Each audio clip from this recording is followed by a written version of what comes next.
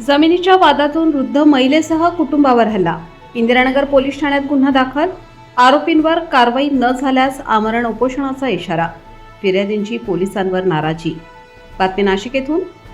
इंदिरानगर परिसरातील पाथर्डी गाव येथील बस्तेमळा भागात जमिनीच्या वादातून एका वृद्ध महिलेसह त्यांच्या कुटुंबियांवर हल्ला झाल्याची गंभीर घटना घडली आहे. या प्रकरणी बिल्डर सुशील पाटील, भूषण पाटील व त्यांच्या इतर साथीदारांविरोधात इंदिरानगर पोलीस ठाण्यात तक्रार दाखल करण्यात आली आहे. फिर्यादींच्या माहितीनुसार जमिनीच्या वादातून झालेल्या वादानंतर संबंधित आरोपींनी कुटुंबियांना शिवीगाळ करत मारहाण केली. या घटनेत वृद्ध महिलेलाही धक्काबुक्की व मारहाण झाल्याचा आरोप करण्यात आला आहे. घटनेनंतर परिसरात तणावाचे वातावरण निर्माण झाले होते. दरम्यान तक्रार दाखल करूनही इंदिरानगर पोलिसांकडून अद्याप कोणतीही ठोस कारवाई करण्यात आलेली नसल्याचा आरोप फिर्यादींनी केला आहे. आरोपींना तातडीने अटक करून कठोर कारवाई करण्यात यावी अशी मागणी त्यांनी केली आहे.